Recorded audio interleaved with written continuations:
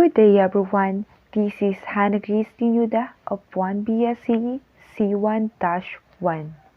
So our lesson for today is all about function, limits, and continuity of Unit 1 in Differential Calculus. So let us start. It includes history, functions, operations, compositions, application, limits, corollary, limit theorem, infinite discontinuity, limit at infinity, and then last but not the least is the continuity. So let's begin with the introduction. Calculus is the concept that deals with the notion of limits, that is with the values approaches by non-finite sequence of number. So let's start with the history of calculus. So did you know where the calculus start? Some ideas in calculus can be found in the works of ancient Greek mathematicians such as Archimedes from 287 to 312 BC, then followed by René Descartes from 1596 to 1650, then followed by Pierre de Fermat from 1601 to 1665. Then followed by John Wallis from 1616 to 1703, then by Isaac Barrow from 1603 to 1667. The invention of calculus is often attended to Sir Isaac Newton from 1642 to 1727, followed by Gottfried Wilhelm von Leibniz from 1646 to 1716. Because they begin the generalization and unification of the subject, other mathematicians of the 17th century who joined in the development of calculus are Jacob Bernoulli from 1654 to 1705, Johann Bernoulli 1665 to 1748, Leonhard Euler from 1707 to 1703, followed by Joseph Lagrange from 1736 to 1813. Then, it wasn't until the 19th century that the processes tests of calculus were given a sound foundation by Bernhard Bolzano from 1781 to 1848, followed by Agustin Cauchy from 1789 to 1857, then by Karl Weierstrass from 1815 to 1897, followed by Richard Dedekind from 1831 to 1960. Our lesson number 2 is all about functions. So, ano nga ba yung function? Function is a relation in which no two ordered pairs have the same first coordinate. For example, P is equals to quantity 1, 2, quantity 3, 3, quantity 2, 4. As you can see in the example, it is called function. Bakit? Dahil yung first coordinate, which are the 1, 3, and 2, is hindi na ulit. But take a look at this in this example. C is equals to 2, 3, quantity 2, 4, quantity 3, 5, and quantity 1, 6. As you can see, it is called mere function. Why? Because nakikita natin na yung first coordinate nila na 2, 2, 3, and 1 na ulit yung number 2, kaya ang tawag dito is not a function but a mere function.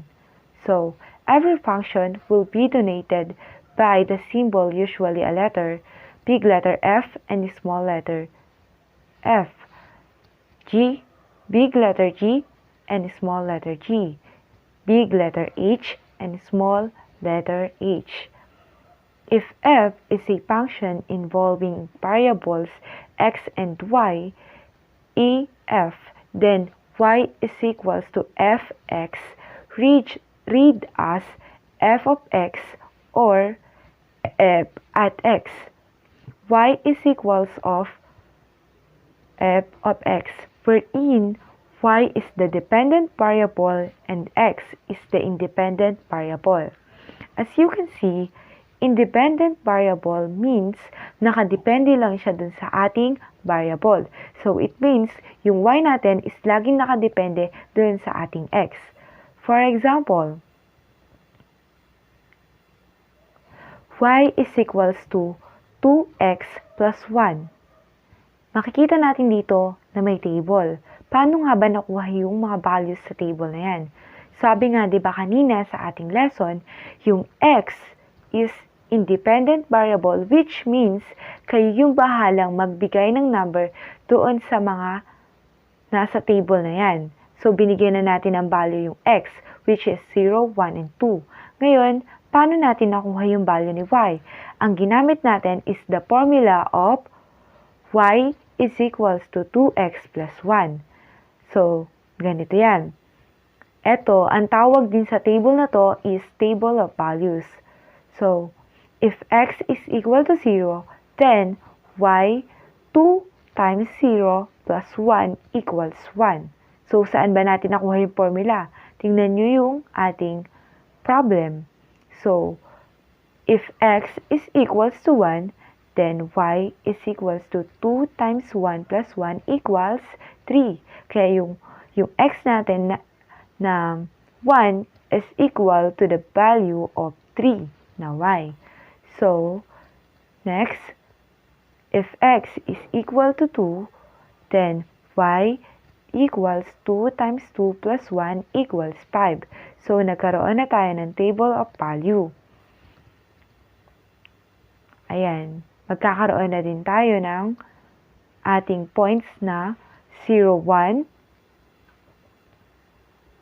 2, 5, and 1, 3.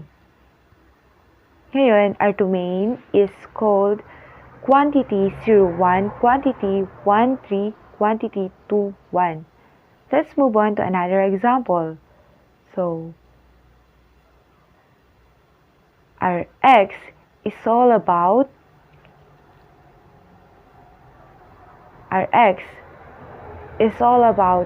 y is equals absolute value of x minus 2. Ngayon, gaya ng example natin kanina, ang gagawin lang natin is kukunin yung value ng y. Then, paano nga ba yung value ng y? Makikita natin dito na yung if x is equals to negative 2, then y is equals to absolute value of negative 2 minus 2 equals 4. If x is equals to negative 1, then y is equals to absolute value of negative 1 minus 2 equals 3. If x naman is equals to 0, then y is equals to absolute value of 0 minus 2 equals 2. Then, if x is equals to 1, then y is equals to absolute value of 1 minus 2 is equals to 1. Dahil nga pag sinabi natin absolute value, kahit naging positive or negative man yung maging sagot natin, always siyang magiging positive. So, if x is equals to 2, then y is equals to absolute value of 2 minus 2 equals 0. If x is equals to 3 naman, then y is equals to 3 minus 2 equals 1. Then, if x is equals to 4, then y is equals to absolute value of 4 minus 2 equals 2. Let's move on to another example,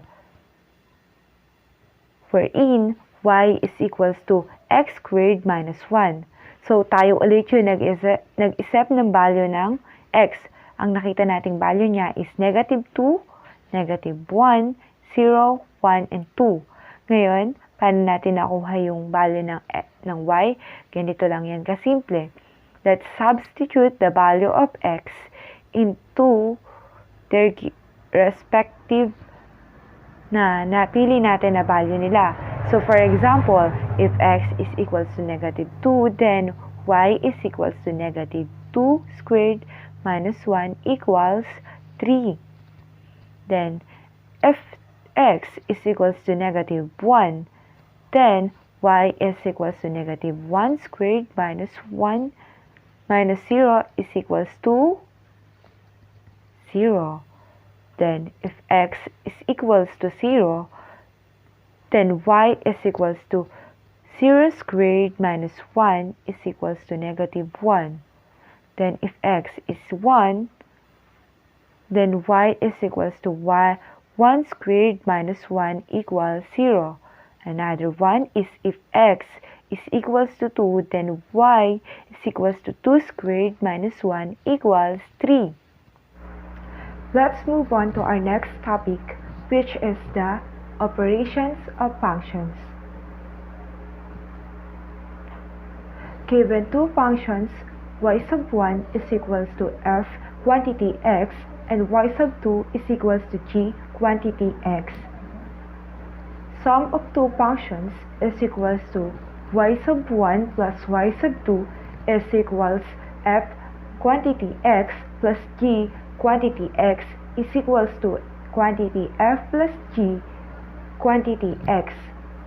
And then the difference of two functions is y sub 1 minus y sub 2 is equals to f sub quantity x minus g quantity x equals quantity f minus g quantity x. Another one is the product of two functions, which is y sub 1 times y sub 2 is equals to f quantity x times g quantity x is equals to quantity f times g quantity x. Lastly is quotient of two functions, which is y sub 1 over y sub 2 is equals to f quantity x minus g quantity x is equals to quantity f over g quantity x, wherein quantity g quantity x is not equal to 0. For example, the domain of the resulting function consists of values of x common to the domain of f quantity x and g quantity x, with solution the exception in quotient of two functions g quantity x is not equal to 0. For example, let f quantity x is equals to x squared minus 4 and g quantity x equals x squared minus x minus 2. The first step is to get the sum of two functions, which is quantity f plus g quantity x. Then let's also get the difference of two functions, their product, and their quotient. So here is the sum of the two functions. Quantity f plus g quantity x is equals to quantity x squared minus 4 plus quantity x squared minus x minus 2. So makikita po natin dyan na ang gagawin lang po is pagpaplasin natin yung may magkakapareho ng quotient ng kanilang exponent, at syempre yung dito po sa ating example makikita po natin na ang pwede po nating ipag-plus is yung x squared tapos yung negative 4 plus negative 2. So ang magiging sagot po natin sa quantity f plus g quantity x is equals to 2x squared minus x minus 6. So, kung kukunin naman po natin ang kanilang difference of functions, quantity f minus g quantity x is equals to quantity x squared minus 4 minus quantity x squared minus x minus 2. So, ang magiging sagot po niyan is pagmaminusin lang po natin yung magkapareho ng exponent at pareho pong number. So, yung quantity, yung x squared minus x squared magiging ang sagot na lang po dyan ay quantity f minus g, quantity x is equals to x minus 2. Bakit? Dahil kapag pinag-minus natin yung x squared minus x squared is equals to 0. So, ibig sabihin, ang matitira na lang ay etong negative x. Pag times natin siya sa negative, magiging positive siya. Kaya tayo nagkaroon ng x.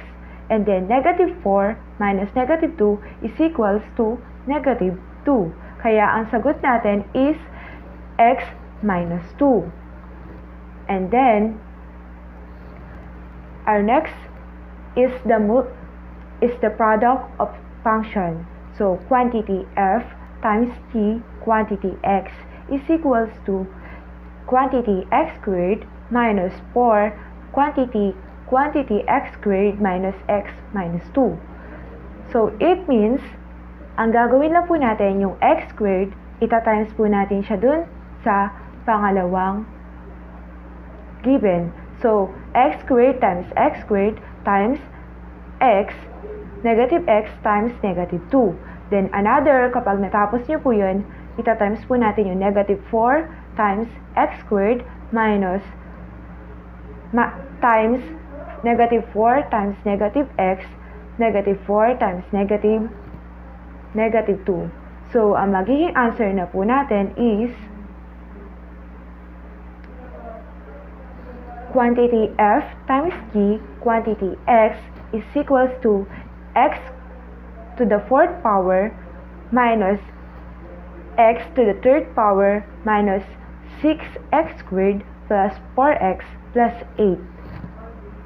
And then, last but not the least is the quotient of function, wherein f over g quantity x is equals to quantity x squared minus 4 over quantity x squared minus x minus 2.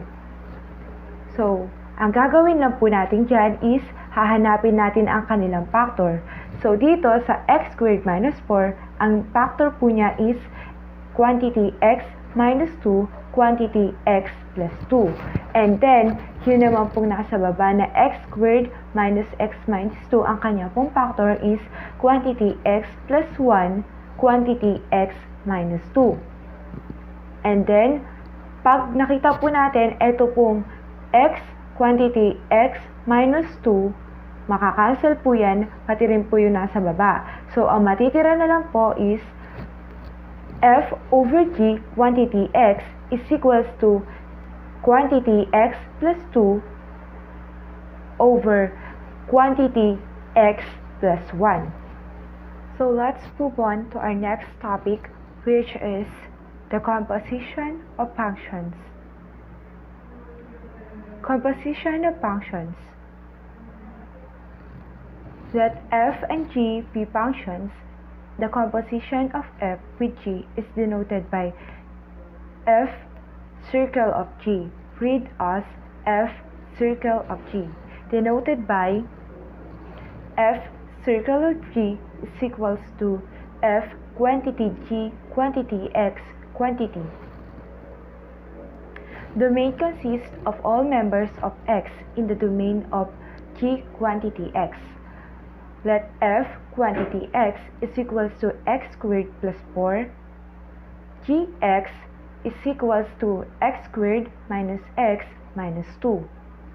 So, we're looking for a f quantity g quantity x quantity, then b quantity f quantity g quantity 4, then c g quantity f quantity x, and then d g quantity f quantity 2.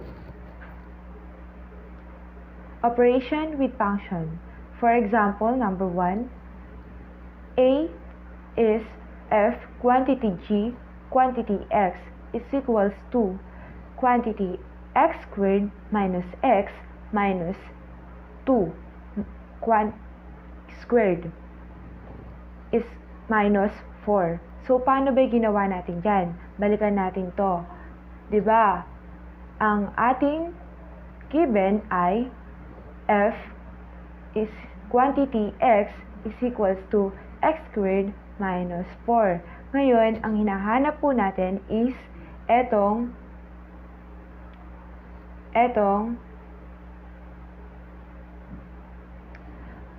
f, quantity g, quantity x. Kaya ang nangyari, etong magiging x natin ay yung formula ng g. So, ibig sabihin, ipapasok natin yung g doon sa x. Dahil ang ating f ay x squared minus 4. So, ang magiging natin sa letter A is quantity x squared minus x minus 2, quantity squared minus 4. So, it means, ito ay magiging x to the 4th power plus x squared plus 4 minus 4. To be exact, dahil plus 4 minus 4 is equals to 0, ang magiging sagot natin sa f, quantity g, quantity x is equals to x to the 4th power plus x squared. So, hanapin naman natin yung b, which is f, quantity g, quantity 4. So, ang mangyayari, yung g, quantity 4 is equals to x squared minus x minus 2 equals 4 squared minus 4 minus 2. So, it means 16 minus 4 minus 2. And it is equals to g, quantity 4 is equals to 10. So, para makuha natin ang ating f, quantity g, quantity 4, ang mangyayari ay ganito. Isa-substitute natin yung x natin into sa nakuha natin na g, quantity 4, which is 10, doon sa ating x na nasa formula ng f, quantity x. So, it means, ang atin na magiging new formula is quantity f, quantity g, quantity 4 is equals to x squared minus 4 equals to 10 squared minus 4, and 10 squared is 100, so 100 minus 4, then f, quantity x is equals to f, quantity g, quantity 4 is equals to 96. So, ayun lang, madali lang siya. So, let's move on naman sa letter C. Hanapin natin yung letter C. So, eto naman, g, quantity x is equals to g, quantity f, quantity x is equals to quantity x squared minus 4 squared minus quantity x squared minus 4 minus 2. So, isi-simplify natin siya, kaya magiging x to the 4th power plus 16 minus x squared minus 4 minus 2. And much more simplified is x to the 4th power minus x squared plus 16 minus 4 minus 2. At ang ating magiging final answer is g, quantity x is equals to g, quantity f, quantity x is equals to x to the 4th power minus x squared plus 10. And dito naman sa ating letter C, which is g, quantity f, quantity 2 is equals to g, quantity x minus g, quantity f, quantity 2, magiging yung ating x ay isa-substitute lang natin na 2. So, ibig sabihin, g, quantity 2 is equals to x squared minus 4 is equals to 2 squared minus 4. So, ibig sabihin, 4 minus 4 is equals to 0. And then, eto na yung para makuha natin yung g, quantity f, quantity 2. Ang mangyayari, g, quantity x is equals to g, quantity f, quantity 2 is equals to x squared minus x minus 2. Isa-substitute lang natin yung ating x sa nakuha natin kanina, which is 0. So, ibig sabihin, 0 squared minus 0 minus 2.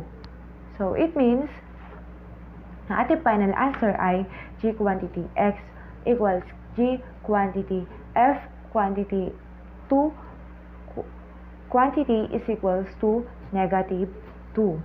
Our fifth topic is all about the applications of functions. Application of functions.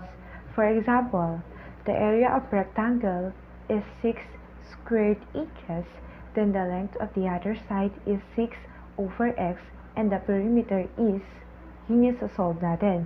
So, first of all, kailangan muna nating malaman yung ating given. So, from P is equals to 2x plus 2y, and A is equals to P means perimeter, and A is area. A is equals to xy, and y is equals to 6 over x. So, isa-substitute lang natin yan. So, it means P is equals to 2 quantity x plus y quantity, and 6 is equals to x times y. Thus, the perimeter of a rectangle is equals to 2 quantity x plus 6 over x quantity. Ayan. This is, ang nakita natin now ngayon is yung kanilang illustration ng ating problem. So, it means, ang ating perimeter na the area of a rectangle is 6 squared inches, then the length of the other side is 6 over x, and the perimeter is P is equals to 2 quantity x plus 6 over x quantity. Let's move on to another example, which is the perimeter of rectangle is 50 feet, express its area as a function of length of the other side. So, our given is, tingnan muna natin yung ating illustration. First, this is the width, and this is the length, and the perimeter is 50 feet. So, our given is, let L be the length, and W be the width. Condition, perimeter is equals to 50 feet. Perimeter is equals to 2L plus 2W. Perimeter is equals to 50, so thus 50 equals to quantity L times W. So, para makancel natin yung 2, ang gagawin natin is i-divide natin both side by 2. So, it means 50 divided by 2 is 25, and dito sa kabila mawawala yung 2 kasi nga dinivide natin both side by 2. So, ibig sabihin, ang matitira na lang is L plus W, semicolon W equals 25 minus L. So, it means our area is equals to length times width. Kung isa-substitute natin yung formula ng width, paano ba natin nakuha yung formula ng width? Diba? Ang matitira dito sa atin na 50 equals to quantity L times W. Kapag dinivide natin both side by 2, ang matitira na lang ay 25 equals L plus W. Ngayon, pwede natin gawa ng formula yung ating W. So, pwede natin ililipat natin yung L dun sa tabi ng 25. So, magiging W is equals to 25 minus L. So, dito nga. So, ito yung formula ng ating area. Area is equals to length times width. So, meron tayong formula ng width. Kaya, isa-substitute lang natin siya. So, ibig sabihin, area is equals to length times yung width natin is, ang formula niya ay 25 minus L. So, ibig sabihin, ang mangyayari lang dito, 25L minus 2L. Di, ang magiging sagot natin ay A quantity L is equals to 25L minus L squared. So, let's move on to our another example, which is the material in the top and sides of a rectangle box costs 30 pesos per square foot, whereas that in the bottom costs 20 pesos per square foot. The width and the depth are the same, and also let the width thrice of its length. Express the cost of the box as a function of width. So, ano ba ang ating given? Ang ating given ay 30 pesos cost of the material in the top side of the rectangle box, and 20 pesos cost of material at the bottom of the rectangular box. So, eto yon, yung ating condition. Condition, A top is equals to A bottom is equals to length times width equals 3W squared. A short is equals to 2 quantity W times D quantity equals to quantity W times W is equals to 2W squared. A long is equals to 2 quantity L times D is equals to 2 quantity 3W times W is equals to 6W squared. Cost is equals to 30 quantity A top plus A short plus A long plus 20 A bottom. So, ibig sabihin, isa-substitute lang natin lahat yan. Kasi, may formula naman na tayo na nakuha. For example, yung A top natin, equal siya sa 3W squared. Yung ating A short is equal siya sa 2W squared. Yung ating A long, equal siya sa 6W squared. So, atin lang i-substitute. So, ibig sabihin, 30 quantity 3W squared plus 2W squared plus 6W squared plus 20 quantity 3W squared. So, ibig sabihin, 30 times 11W squared plus 60W squared. So, 330W squared plus 60W squared magiging ang ating C quantity W is equals to 390W squared. Bakit? Kasi dahil pare-pareho lang sila ng constant na katabi na variable, pwede nating ipa-plus yung kanilang constant kasi nga, yun yung nasa rule na pagka magkapareho yung kanilang variable, pwede nating ipag-plus yung nasa tabi nilang number and the same pa rin yung ating variable. So, let's move on to our next topic, which is the limits. So, first, let us discuss what is limit. A limit tells us the value that a function approaches at the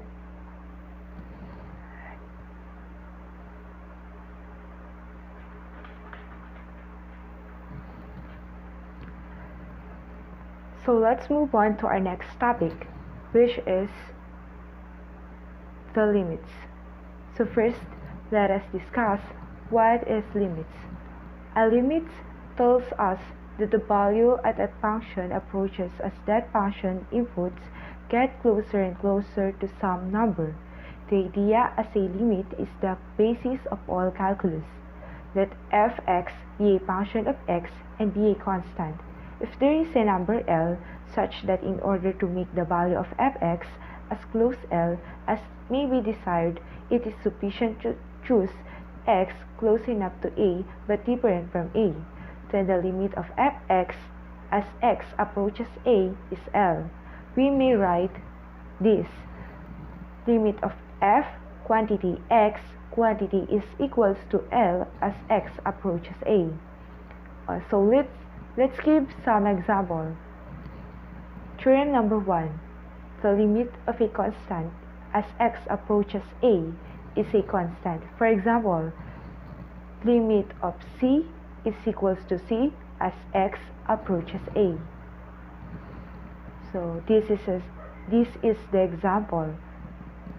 Limit of quantity 9a squared minus a to the 4th power quantity as x approaches 2 is equals to, dahil sinabi sa ating theorem number 1 na ang constant natin ay the same pa rin, kaya ang magiging sagot ay 9a squared minus 9 to the 4th.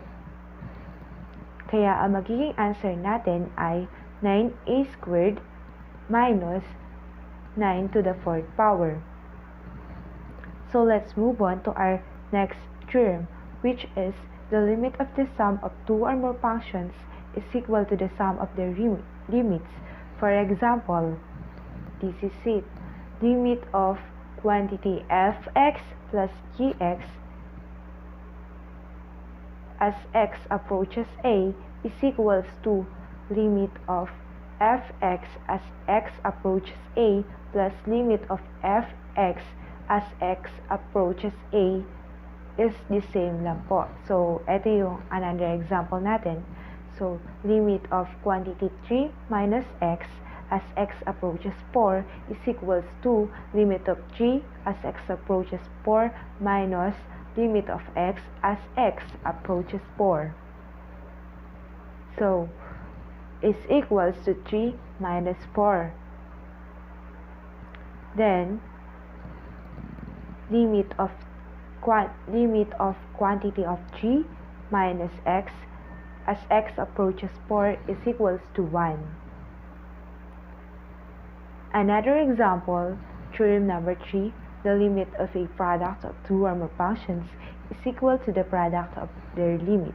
For example, limit of fx times gx as x approaches a is equals to limit of fx as x approaches a times limit of fx as x approaches a. For example, limit of gx as x approaches 2 is equals to limit of 3 as x approaches 2 limit times limit of x as x approaches 2. So, ang magiging sagot po is equals to 3 times 2. Then, limit of quantity 3x as x approaches 2 is equals to 6. Our next topic is all about corollary. So, ano nga ba yung corollary? If the limit of the denominator of a quotient is 0 and the limit of the numerator of the quotient is also 0, the quotient may or may not have limit. B. The limit of the numerator of the quotient is not 0, the quotient has no limit. Let's give an example. Limit of quantity x cubed minus x squared plus x minus 6 over x minus 2 quantity is equals to, as x approaches 2 is equals to 0 over 0. It may or may not have a limit. And we're going to expand by synthetic division. So first, example. 3, asan ba yung ating numerator dyan? Ang ating numerator is 3 cubed x cubed minus x squared plus x minus x. So, our first na gagawin is to put down the constant of our numerator. So, first, ilagay natin 1 kasi yung x cubed may 1 siyang katabi na invisible. Susunod is negative kasi negative x squared yung kasunod, then positive 1, then negative 6.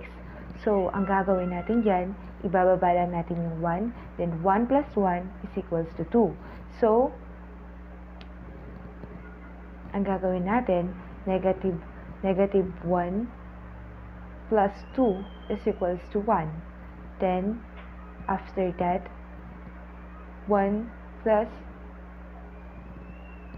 2 times 1 is equals to 2. Kaya nilagay natin sa baba ng 1 yung 2. So, 1 plus 2 is equals to 3. So, 2 times 3 is equals to 6. Kaya 6 yung nandun natin sa ating dulo. So, negative 6 plus 6 is equals to 0. So,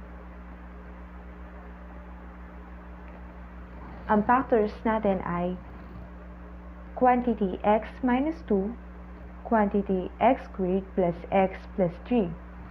And sa denominator naman natin, quantity x minus 2, kaya magiging ang ating mangyayari ay equals limit of quantity x minus 2 times quantity x squared plus x plus 3 quantity over x minus 2 as x approaches 2. So, kung atin niyang gagawin na mas lalo pa nating paliliitin, ikakancel natin yung x minus 2 and x minus 2.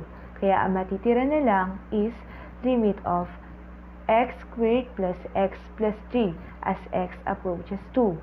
Then, after nating magawa yan, paghihiwa-hiwalay natin. Kaya ang mangyayari, limit of x squared plus as x approaches 2 plus limit of x as x approaches 2 plus limit of 3 plus as x approaches 2. So, kung atin pang kung isa-substitute natin ang x into 2, magiging 2 times 2 squared plus 2 plus 3 is equals to 9. So, the limit is, the answer is 9. Let's give another example. Limit of quantity x cubed minus x squared plus x minus 2 over 2x cubed minus 5x squared plus 5x minus 6 as x approaches 2 equals, isa-substitute na natin yung mga x into 2, equals 2 cubed minus 2 squared plus 2 minus 2. So, yung plus 2 minus 2, pwede na natin i-cancel. So, over 2 quantity 2 cubed minus 5 times quantity 2 squared plus 5 times 2 minus 6.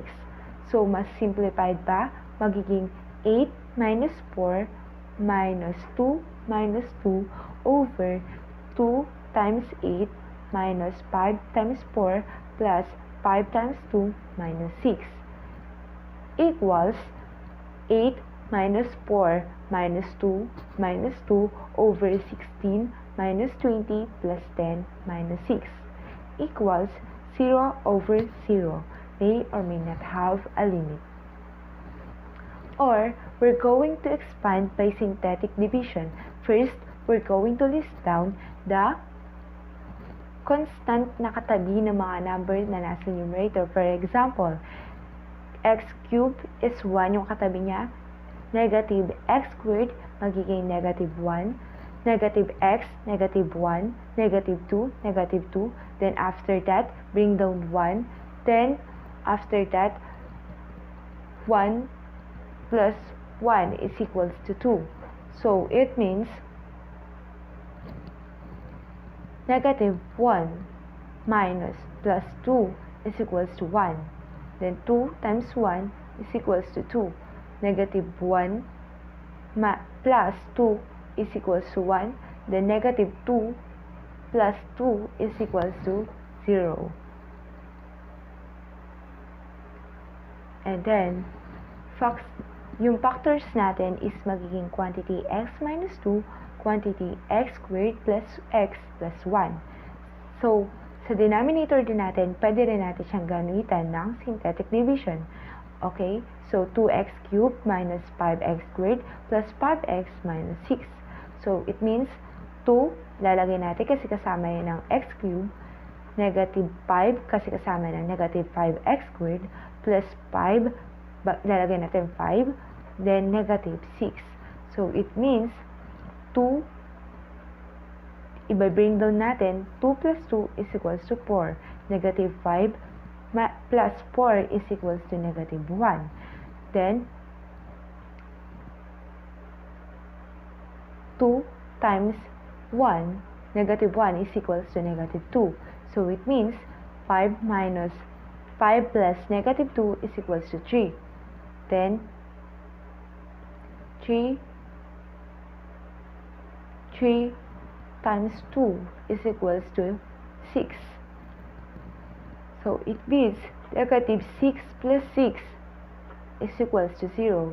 So ang factors niya ay quantity x minus 2, quantity 2x squared plus x plus 1 equals limit of quantity x minus 2 times x squared plus x plus 1 over quantity x minus 2 times 2x squared minus x plus 3. So, kung masyado pa natin siyang isi-simplified, magiging limit of x squared plus x plus 1 over 2x squared minus x plus 1. And if mas lalo pa natin siyang isi-simplified at isa-substitute natin yung number 2, yung x ng 2, magiging limit of 2 squared plus 2 plus 1 over 2 times 2 squared minus 2 plus 3. And ang magiging sagot niya, mas simplified na sagot niya is limit of 4 plus 2 plus 1 over 8 minus 2 plus 3 as x approaches 2. And then the final answer is limit of 7 over 9 as x approaches 2.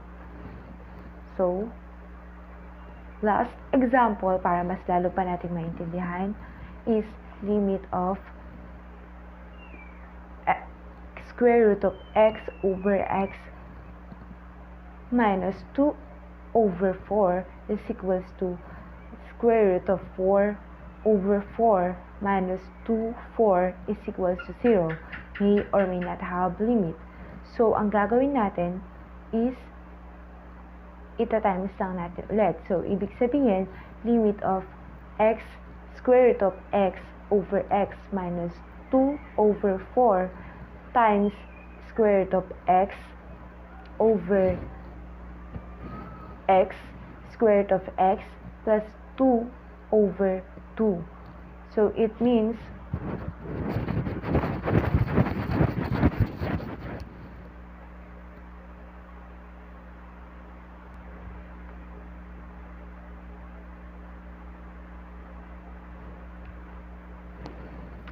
so let's try another example.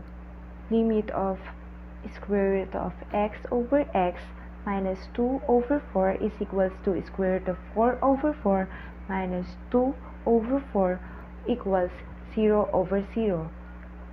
It may or may not have a limit.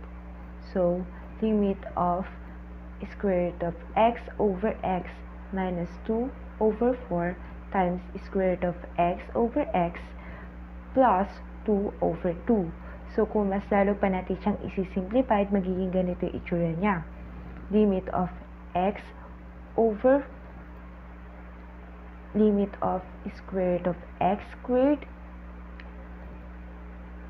limit of square root of x squared over x minus 4 minus 2 squared over quantity square root of x plus 2 quantity plus 2 over 2. Then, kung mas lalo pa natin siyang isi-simplified, magiging ganito yung itsura niya. Limit of x squared square root of x squared minus 2 squared over x minus 4 times square root of x plus 2. Then, kung mas lalo pa natin siyang isi-simplified, dahil yung square root, makakancel siya dahil may 2. So, ibig sabihin, limit of x minus 4 is equals to limit over x minus 4 quantity square root of x plus 2. Pwede natin i-cancel yung x minus 4 na nasa numerator at nasa denominator. So, ang magiging sagot na lang natin is limit of 1 over quantity square root of x plus 2. So, kung mas lalo pa natin isi-simplified at isa-substitute na natin yung letter x, magiging limit of 1 over quantity square root of 4 plus 2 equals limit of 1 over 2 plus 2 as x approaches 4. So the final answer is limit of 1/4 as x approaches 4, which is the limit theorem of trigonometric function. So, limit theorem of trigonometric function, theorem number 1, if theta measured in radians, limit of sine theta over theta as theta approaches 0 is equals to 1. For example,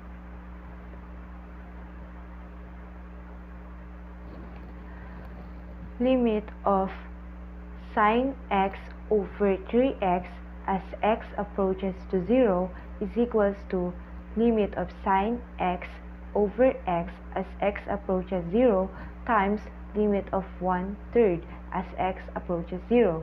So it means it is equals to 1 times 1/3 equals 1/3.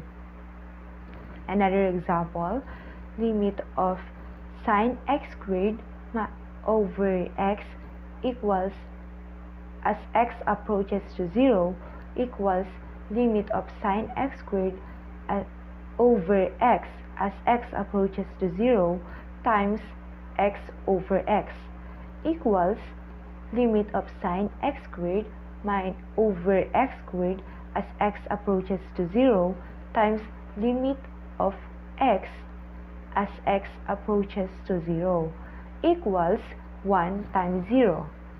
So the answer is 1. Let's take a look at this example. Log quantity sine theta over 2 theta squared minus theta as theta approaches 0 is equals to log quantity sine theta over theta quantity 2 theta minus 0 equals log quantity sine theta over theta as theta approaches to 0 times log quantity 1 over 2 theta minus 1 as theta approaches to 0 is equals to 1 times quantity 1 over 2 times 0 is equals to 1. So the final answer is -1. Our next lesson is all about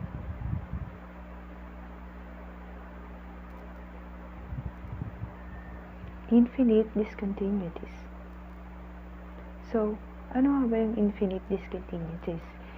If a function increases without bound as x approaches a, then that function has infinite discontinuity x equals a.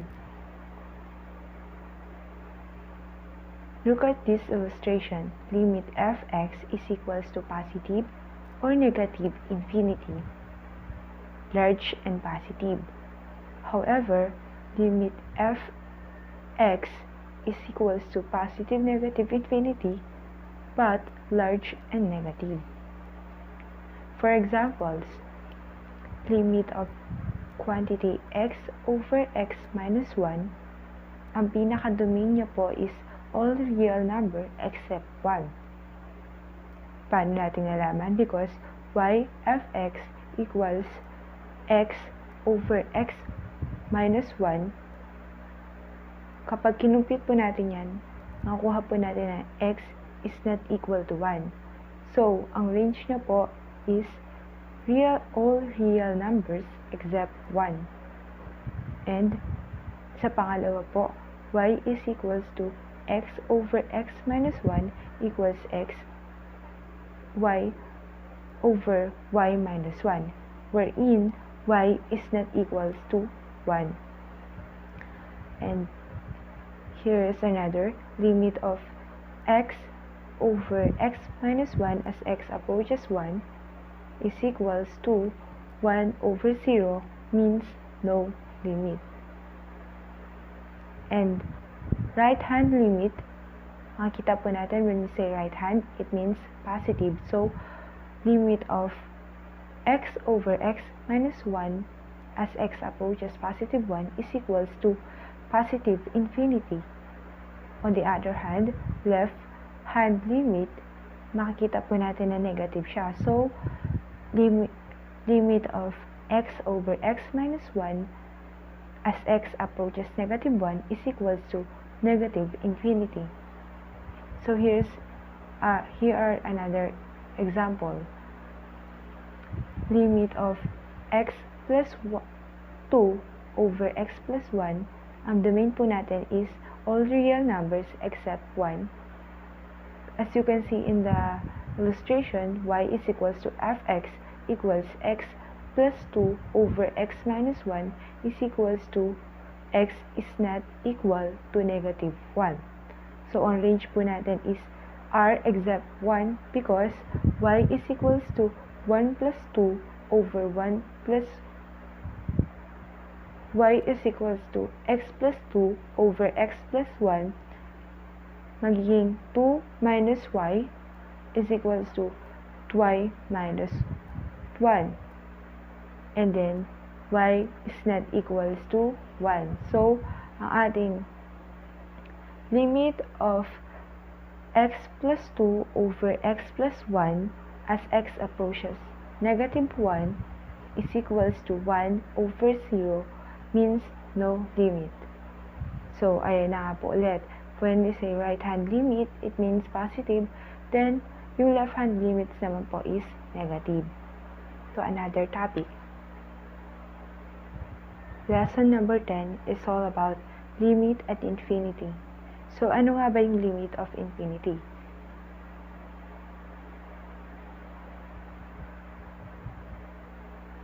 Limit at infinity means a function fx may have a finite limit even when the independent variable becomes infinite.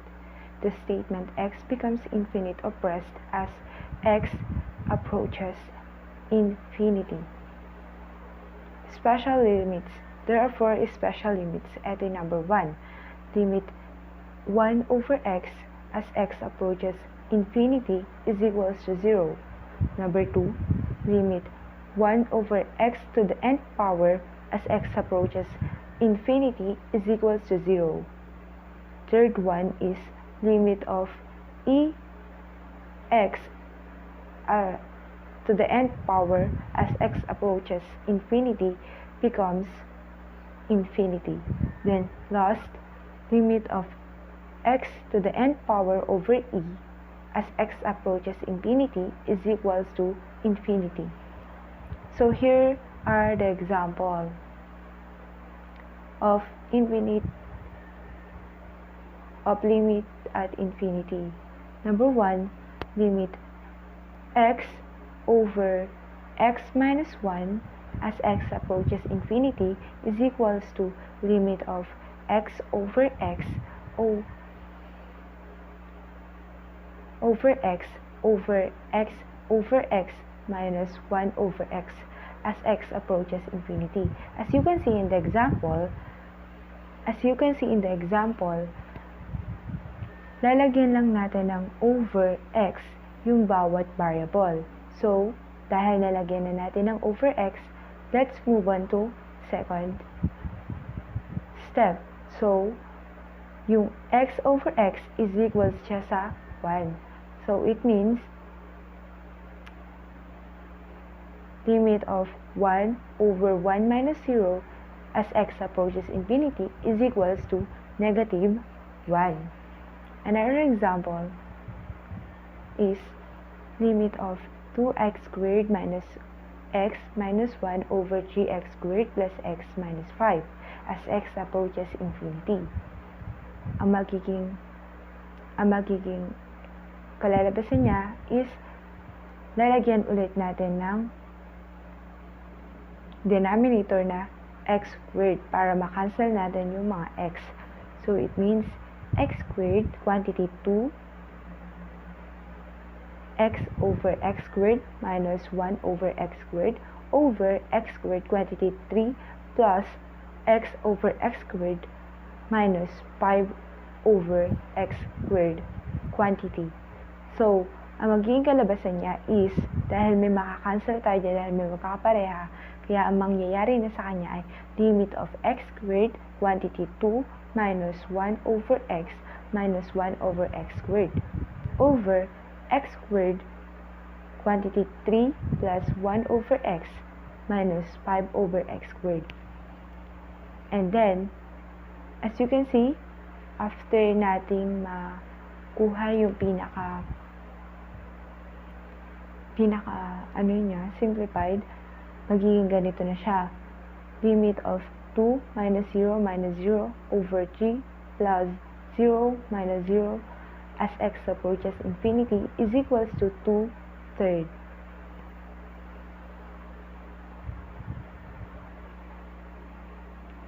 And then, another example is limit of square root of 3x squared plus 6 over 5 minus 2x is equals to limit of, as you can see, tatanggalin ulit natin yung mga x.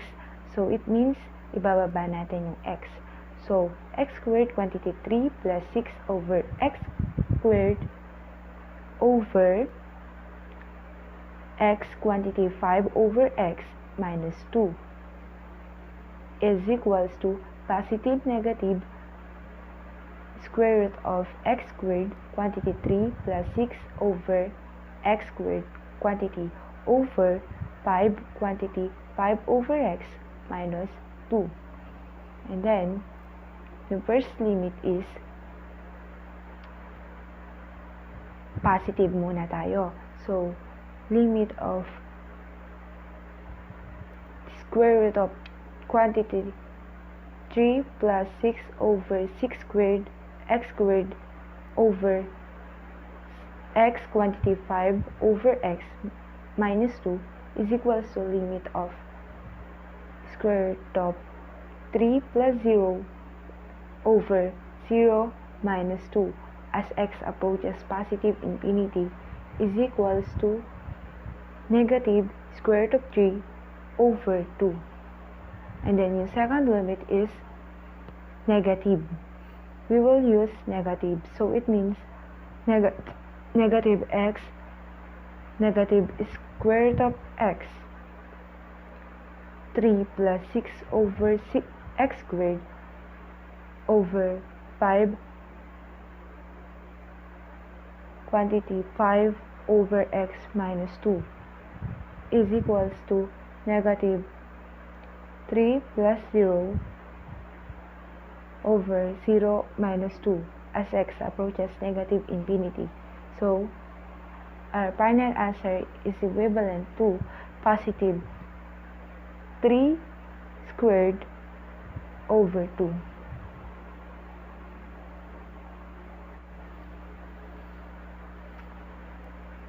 Because we're done with limit at infinity, let's move on to our next lesson, which is continuity. Ano nga ba yung continuity? A function f(x) is said to be continuous if the following continuous as x equals a if the following conditions are satisfied. If any of the first is if f a exists. Second, if limit of fx exists. Third, if fa is equals to limit of fx as x approaches a. If any of these conditions are not satisfied, then fx is said to be discontinuous at x equals a. For example, fx is equals to 2x over 3 plus x is continuous at x over equals 2 because kapag tinry natin yung first na condition na fx is isa-substitute natin yung mga x into 2. So, ibig sabihin, magiging 2 times 2 over 3 plus 2. Kasi ang una natin, 2x over 3 plus x. So, dahil sinubstitute na natin siya, 2 times 2 over 3 plus 2 is equals to 4 over 5. Check yung ating first condition. Pangalawa, limit of 2x over 3 plus x as x approaches 2. Then, substitution ulit ang mangyayari. 2 times 2 is equals to 3 plus 2. So, ang magiging sagot natin ay 4 over 5. And then, the third condition is f2 is equals to limit of 2x over 3 plus x as x approaches 2. Nakikita naman natin sa condition 1 and 2 na yung ating condition 3 is also satisfied. Therefore, x is equals to 2x plus Therefore, x is equals to 2x over 3 plus 5 is continuous at x is equals to 2. Another example is fx is equals to x squared minus 1 over x minus 1 is continuous at x is equals to 1. So, let's try the first condition. First is if fa exists. So, i-try natin na i-substitute yung mga given natin na x. Number 1, 1 squared minus 1 is equals to 1 minus 1. So, magiging 0 over 0. Condition I is not satisfied, then fx is equals to x squared minus 1 over x minus 1 is not continuous at x equals 1. So, it means na kapag una pa lang hindi na siya nag-satisfied, meaning hindi na siya continuous. And another example, fx is equals to absolute value of x over x, continuous at x is equals to 0.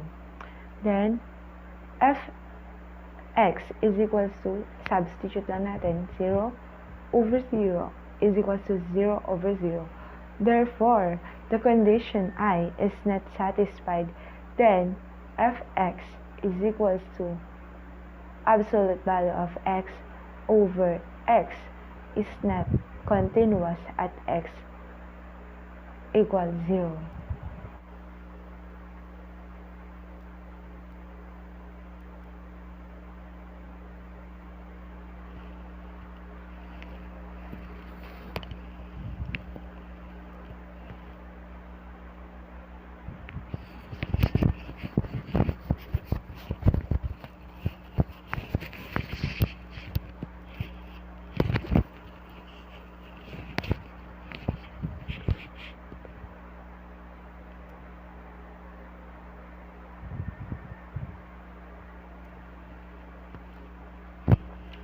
Good day everyone, this is Hannah Grace Dinuda of 1 PSC C1-1.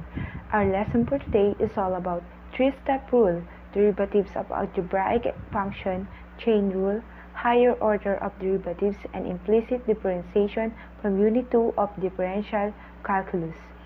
So, let's begin our lesson. It includes three-step rule, derivatives of algebraic function, chain rule, higher order of derivatives, implicit differentiation. First is the three-step rule. So, ano nga ba yung three-step rule? As you can see, three-step rule is an easy task. First, we should write down the expression for f, quantity x plus delta x minus fx, and simplify. Second, divide the result in step 1 by delta x, that is f, the quantity x plus delta x minus fx over delta x. Again, simplify. The third one, find the limit of the result in step 2 as delta x approaches 0 the obtained limit is the derivatives. Let's give an example para mas lalo pa nating maintindihan. So, example number 1. Fx is equals to x squared. First step is to write down the delta. Fx is equals now to quantity x plus delta x squared minus x squared is equals to x squared plus 2x delta x plus delta x squared minus x squared. Then, magka-cancel out natin yung x squared minus x squared kasi nga may positive at pareho sila. May positive at may negative na. So, cancel out na yun. So, ang matitira na lang 2x delta x plus delta x squared. And then, yung ating second rule is to divide the answer into delta x. So, delta x, quantity 2x plus delta x over delta x. So, 2x plus delta x, kasi nga nakakancel natin yung parehon delta x ng dalawa. So, ang third step naman natin, third step is to substitute the value of delta x into 0. So, 2x plus delta x is equals to 2x plus 0. So, it means the final answer is equals to 2x. Then, second example, fx is equals to 1 over x. And then, gawin ulit natin yung step natin na first. First, lagyan natin ng delta yung bawat x. So, fx is equals to 1 over x, quantity x plus delta x minus 1 over x. So, it times natin sila both side by delta x. So, it means fx is equals to x minus quantity x plus delta x over x plus delta x times x. And then, may makaka-cancel out po natin yung mga magkakapareha na nasa numerator at denominator. So, ang matitira na lang po is x minus delta x over x plus delta x times x is equals to negative delta x over x plus delta x times x.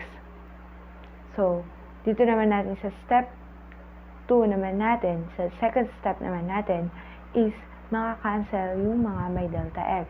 So, negative delta x over delta x, quantity x plus delta x times x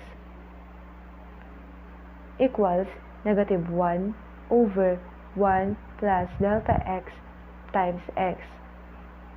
So, sa third step naman natin is delta x is equals to 0. So, substitute lang natin yung may mga delta ng 0. Then, ang kalalabasan po niyan is, eto na po, yun lang the put since dati, is equals to negative 1 over x squared. Let's give another example. Fx is equals to x squared minus 5x. So, number 1 step is to add delta x to every x component. So, quantity x plus delta x squared minus 5, quantity 5 plus delta x minus x squared minus 5x. And then, isi-simplify lang na po natin. Ita-times lang po natin yung x squared. Maging x squared plus 2x delta x plus delta x squared minus 5x minus 5 delta x minus x squared plus 5. So, it means, ika-cancel lang po natin yung may positive, negative.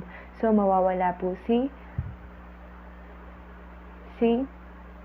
positive x squared minus plus negative x squared plus si negative 5x tapos yung positive 5x.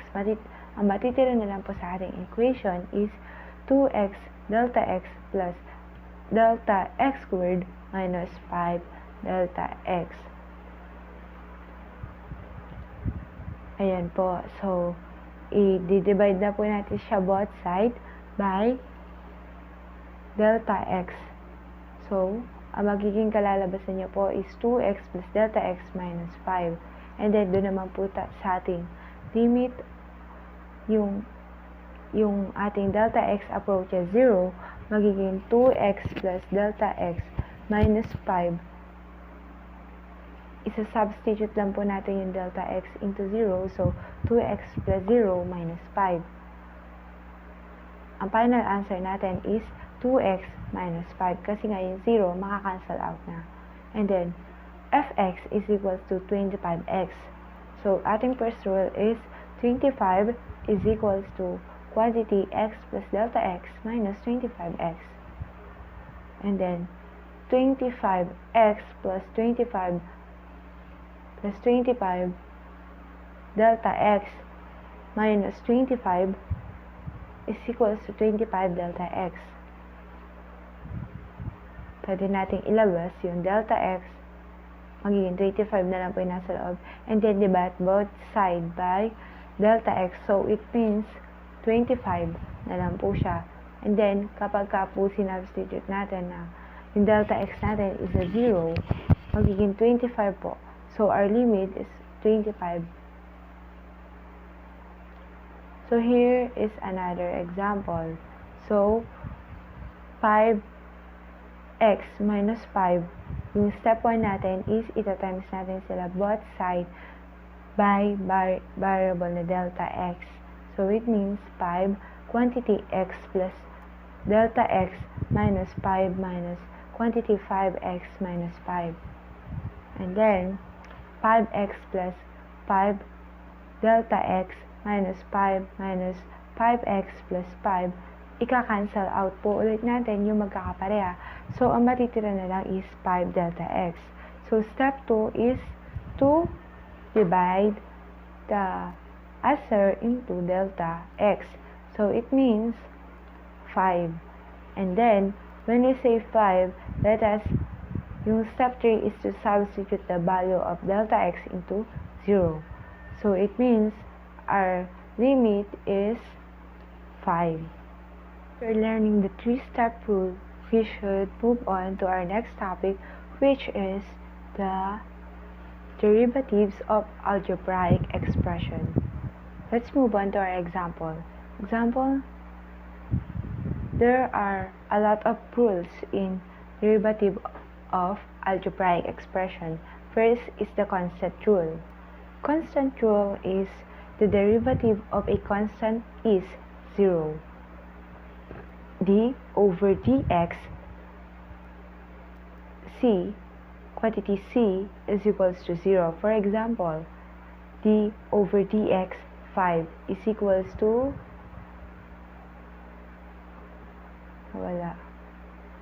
is equals to 0. Yan. And then, the power rule is the derivative of the power of a function is equal to the power multiplied by the function raised to the power minus 1. So, it means, as you can see in this illustration, d over dx, quantity x to the n power is equals to n x to the n minus 1. So, this is the example, d over dx, quantity x to 100 to the power, the 100th power. So, it means 100 x over 100 minus 1 is equals to 100x to the 99th power. And then, let's move on to constant multiple rule. the derivative of c multiplied by the power of x is equal to c multiplied by the derivative of the power x. And yung illustration, so d over dx, quantity c to the x to the n power is equals to c d over dx, quantity n x n minus 1 is equals to c quantity n x to the n minus 1 power. For example, d over dx is quantity 5x squared is equals to 5 times 2 x squared minus 1.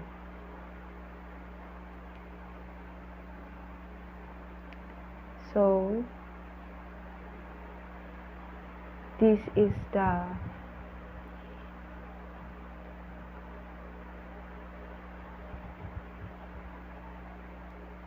our topic is, so in example number 3, the final answer is 10x. So let's move on to sum of difference rule.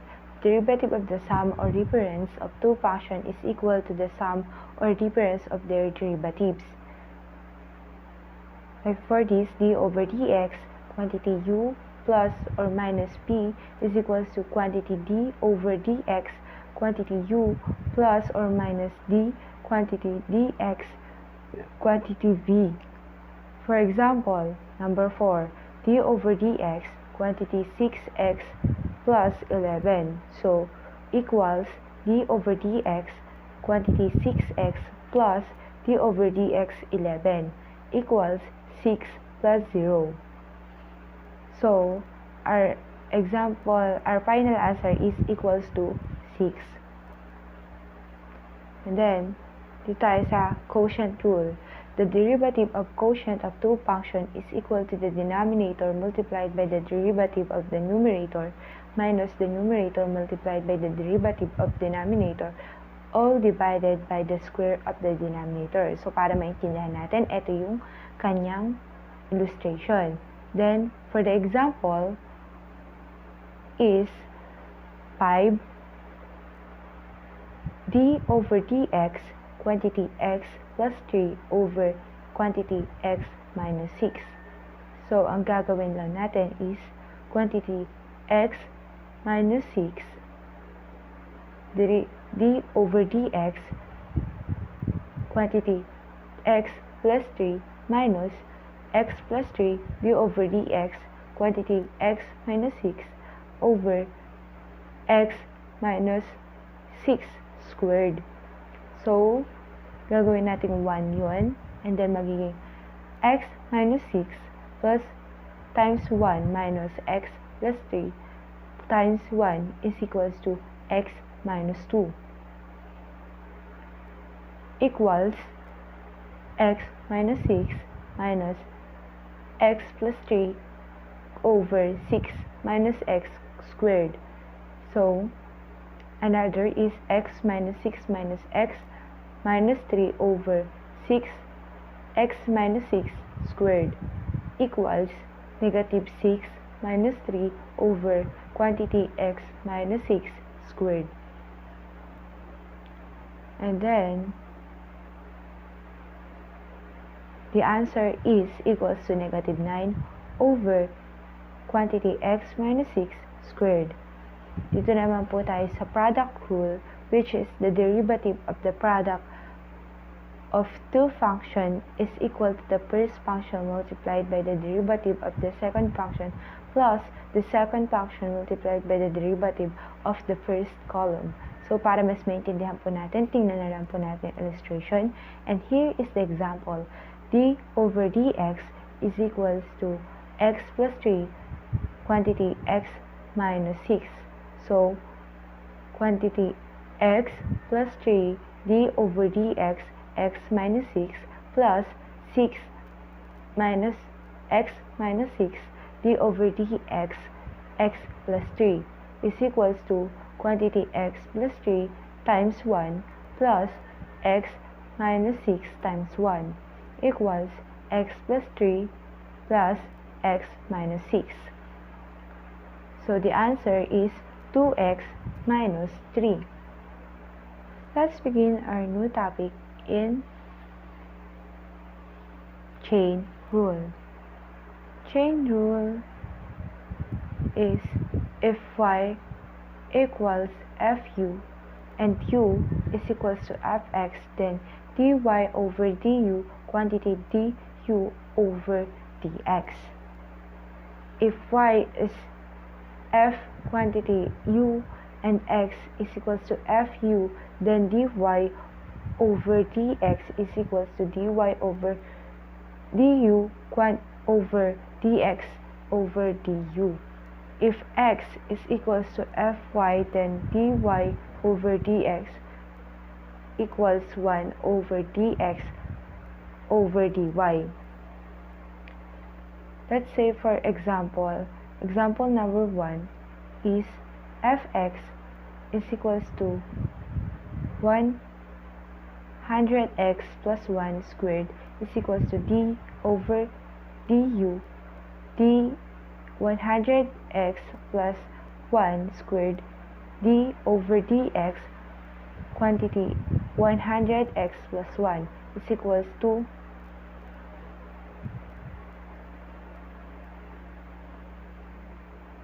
2x, 2 quantity x 100x plus 1 quantity 100 is equals to 200 quantity 100x plus 1. In second example, fx is equals to 2x plus 1 to the third power is equals to d over du quantity 2x plus 1 cube dx d over dx quantity 2x plus 1 is equals to 3 quantity 2x plus 1 squared times 2. And the answer is 6 quantity 2x plus 1. And the third example is fx is equals to 6x squared plus 11x plus 3 to the negative 2 is equals to d over du quantity 6x squared plus 11x plus 3 equals negative 2. d over dx quantity 6x squared plus 11x plus 3 equals negative 2 quantity 6x squared plus 11x plus 3 to the third power quantity 12x plus 11 is equals to negative 24x negative 22 quantity 6x squared plus 11x plus 3 to the cube is equals to quantity negative 24x minus 22 over 6x squared plus 11 plus 3 to the cube power. And then for last two example number 4 is fx is equals to 5x plus 3 times 1 over 2 is equals to d over du quantity 5x plus 3 1 over 2 d over dx is 5x plus 3, then equals to 1/2 5x plus 3 minus 1/2 5 equals 5x plus 3 minus 1 over 2 quantity negative 2, and for final answer is 5 over 2 quantity 5x squared root of 5x plus 3. Then last number is fx equals 3x squared plus 2x quantity to the fourth power equals d over du quantity 3x squared plus 2x quantity 4 d over dx 3x squared plus 2x is equals to 4. Quantity 3x squared plus 2x to the cube 6x plus 2, and then 24x plus 8, quantity 3x squared plus 2x to the cube power. Let's begin our new topic of higher orders of derivatives. Higher order of derivatives. First derivative equals dy over dx equals dfx over dx is equals to y1. Second derivative is d2y over dx squared is equals to d squared fx over dx squared is equals to dy2. Third derivative is d cube y is equal over dx cube equals d cube fx over dx cube is equals to y third.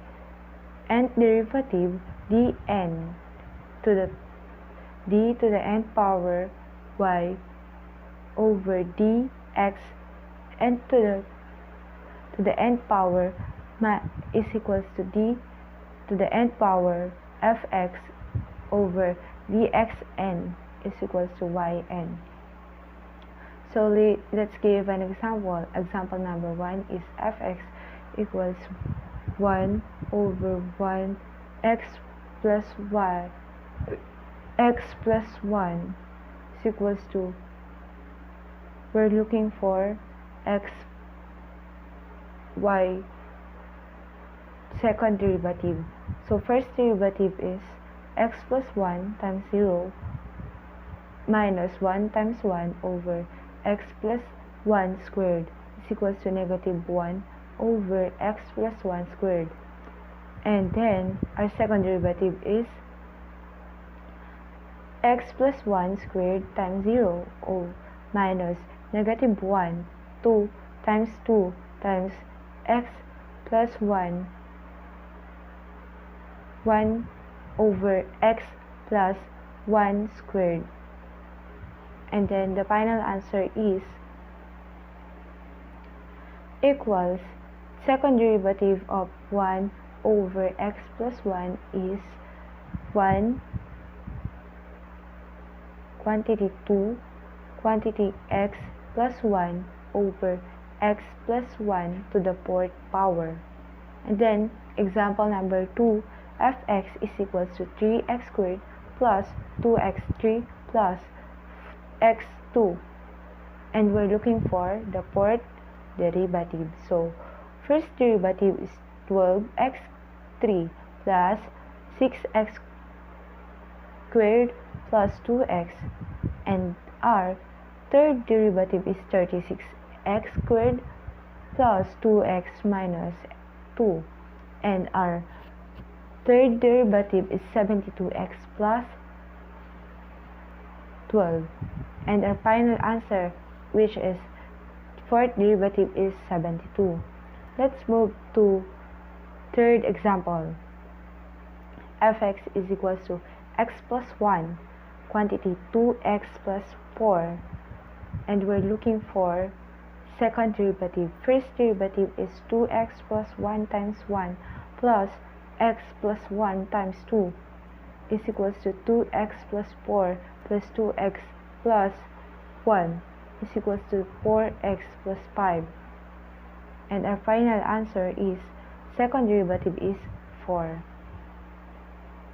Another example is fx is equals to 10x to the fourth power plus 5x cubed plus x squared, and we're looking for the third derivative.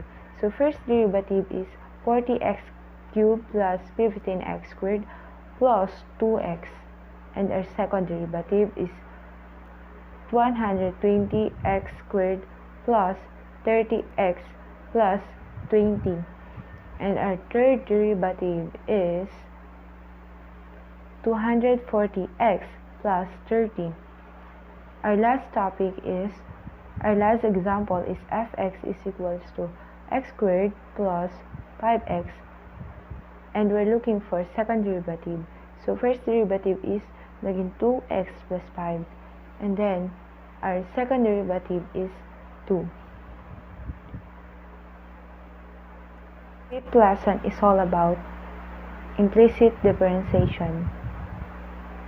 So these are implicit differentiation. Differentiate each term of the equation f quantity x, y is equals to 0 with respect to x, considering to be a function of x.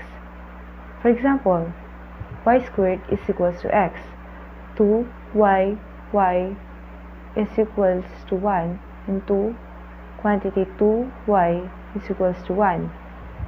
And the final answer is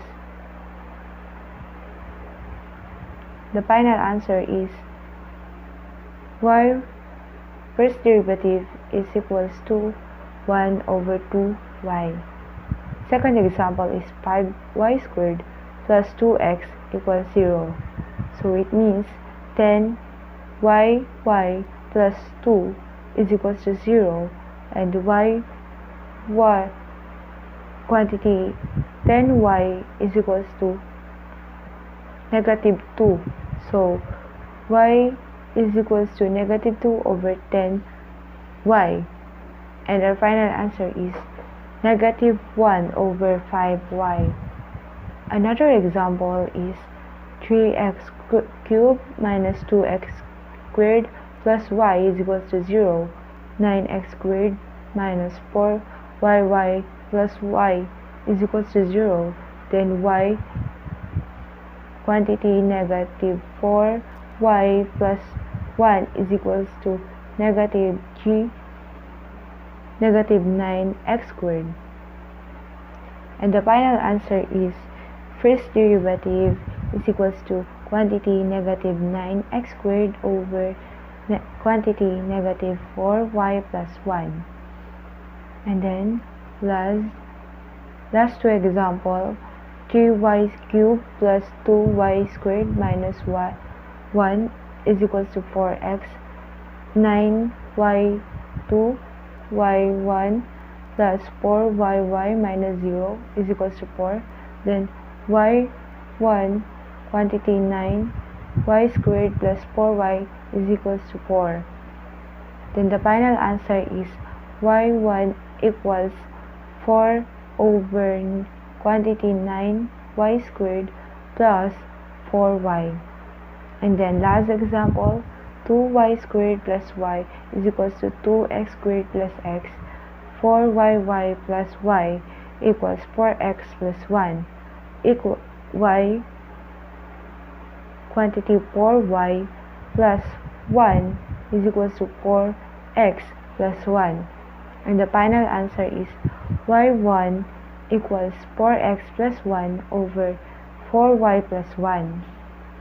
So, I hope na naintindihan nyo lahat ng lesson natin this in 2 units dahil malaking tulong yan.